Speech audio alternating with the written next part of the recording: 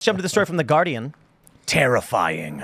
Democrats react to Trump saying people won't have to vote again. Former president told Christian supporters on Friday it'll be fixed in 4 years if he wins the 2024 election. So he says, Christians, get out and vote just this time. You won't have to do it anymore. 4 more years. You know what? It'll be fixed. It'll be fine. You won't have to vote anymore, my beautiful Christians. You got to get out and vote. In 4 years, you don't have to vote again. We'll have it fixed so good, you're not going to have to vote. My only objection is that you didn't do that in your Trump affect. Yeah. Now the left is arguing, Democrats are arguing, he's saying he will become a dictator for life, that he's saying you will never vote again. Vote for me now, and then you'll never. What he's saying is he's being hyperbolic. His administration is going to do so well that Christians will be satisfied for a lifetime. But to be fair, in that argument, Democrats are legitimately like, he's going to make Christians happy for a lifetime. That doesn't mean he's dictator for life. It means I got a feeling he's going to actually enforce standard protection under the law. Like, you know, we watch the Olympics mock Christians. And this is Paris, so it's not in the United States. But this same concept in the West of mocking Christians and getting away with it, it's actually against the law in the United States in certain circumstances if it's discriminating against people based on religion. And they do it to Christians all the time. And they do it to white people all the time. And it doesn't matter if you think the group is in power or up or whatever. It's illegal. I have a feeling Donald Trump is going to go in. He's going to say, you can't discriminate. It's illegal. It's in the law. And they're going to lose their minds because that means their privileges are being taken from them. And to someone who is privileged, equality looks like oppression. Isn't that what they say? It's kind of crazy how it works out that way. I mean, I listened to this clip because I was listening to, I think it was an NBC reporting, and they were saying, you know, at a rally over the weekend, Donald Trump said that there would be no more elections after he became president. And then they played the clip, and it's like, that's obviously not what he's saying at all.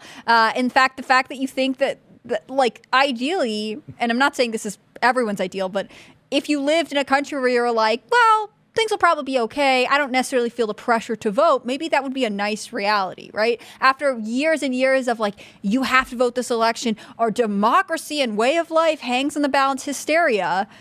If you had a president that was like, look, after this, things are going to be good, you can vote, but also you won't feel this overwhelming pressure that if you don't cast your ballot, everything is going to fall apart. Like, maybe that would be okay, considering the Biden administration was just telling us that we need to dial down or turn down the political rhetoric. Right, as he wants to change up the Supreme Court. Well, you just have to stop questioning him. But it's funny, Trump he doesn't give them, but they take every day a new good people on both sides from him. And they don't care if the spell's been broken. They're just trying to see what'll stick, though. We'll take it, and we know a certain amount of people watching will believe it. This is a big challenge for us. We're dealing with people who can't understand this humor. And I think the only way to really describe it is low IQ individuals who don't have higher ordered thinking capabilities. So take a look at this tweet from me. I tweeted this. Kamala's Project Special K makes Project 2025 look like daycare. She will force women to get abortions, send military to kidnap poor Hondurans and make them live in your homes. She will start 800 new wars. God help us. I kind of thought saying that she would start 800 wars. I was like, do I need a Poe's Law disclaimer on this? Nah, I'm probably good, because 800 new wars would mean she would start 4 wars per country, and some countries more than 4. So I don't know what that means. And it's intentionally mocking the Project 2025 tweets. The response from the left is, what? You actually think she's going to do that? You're crazy. And I'm just like, they believe the Project 2025 lies, and they think this tweet is real. How do you live in a country and make it function when these people are voting and they're half the voting population? Because the virus of politics has taken the humor from these people that are infected. They don't see anything. Everything's literal. So many people on 800 online, new wars. Yeah, dude. You got to have like an IQ of 85 to think 800 wars is possible. I think a lot of people do. So basically, my idea with the tweet was, first of all, Project Special K. I named it after a cereal. Come on, they believe it's real. They're like, they don't believe that there's an actual Project Special K. They think I'm literally claiming she has one. Project Special K. And I basically was like, what's the opposite they're saying of Project 2025? But they're all sharing this being like, this is what the right actually believes. It may be. that the prominent pundits know what satire is, but they know that their voting bloc is too stupid to realize it. And so the same reason they believe Project 2025, they will believe the pundits telling them that an obvious joke is not. Case in point, Bill Maher, when he was like, this Jack Prosobic says, we didn't end, welcome to the end of democracy. We didn't end it on January 6th, but we will endeavor. I mean, this is what they're saying? And Batya Ungar-Sargon is like, Bill, that's a joke. And he's like, well, I don't know. I mean, don't quit your day job, Jack. These people don't understand what jokes are. Oh, yeah. Their brains don't have that higher function. Did you have to see Bill or Hillary see them react to the news, like when they were talking about them, like not just with the Monica stuff, but like anything, everything, every morning. And was there any humor? Like I can imagine, as evil as I think Bill is, he still has somewhat of a humor to him. No, Bill's funny. Yeah, Bill's funny. He's when he wasn't being presidential, right? He's funny. Hillary just doesn't have that gene. You know what I mean? Yeah. It's kind of like the German trains during World War II, keeping them on time and, making sure everything is spit polished and shiny, and right. Bill's not getting in trouble again, because I was there doing all. It wasn't just Monica, man. It was Kathleen Willey. It was right. Paula Jones. That's right. Yeah, I was all going on at that time. Was the media as in lockstep against them or with them throughout certain times, like they are now with Biden or Trump? The media was very much in lockstep with Clinton. Yeah, very much. They did. I was young for the Monica stuff, but I remember they did a really good job covering up for him, and because Hillary basically came out and said this is all a right-wing conspiracy, vast right-wing conspiracy, and the media said, well, you know what, she's probably right because she's Hillary, right? So let's go with that.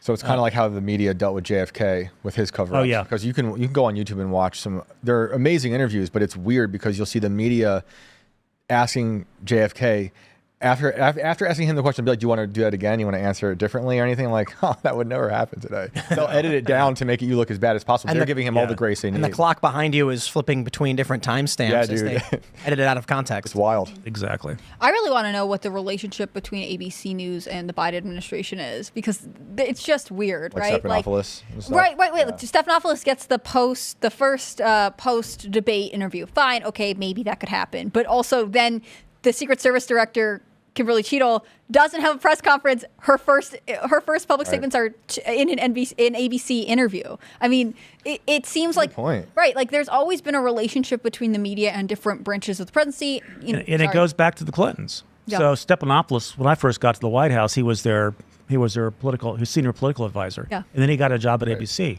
So that this is all, it's so incestuous. It's like Psaki now, wherever she's at. Yeah. And then the Obamas have that kind of ABC connection because they also had the Jussie Smollett connection, and Smollett got the whole crying on ABC thing. Jennifer Psaki did one of the best post breakdowns. It was on her Instagram stories, and it was after the Biden, just train wreck of a debate where he just really looked so weak, and it was a bad performance. Everyone knew it, and she was doing this thing where she's trying to spin for him, and I wish I could remember the exact quote, but maybe I'll share it tonight on Instagram. But she's saying even if the Joe Biden's accomplishments as president, which are not being consumed effectively by the public right now, she's basically saying you guys don't understand how good of a president he is, and therefore you don't deserve him, kind of thing. It was very, very weird. But yeah, again, there is the relationship where they all kind of come and go from the White House, and especially with Democratic White Houses, they're always sort of back and forth between the two.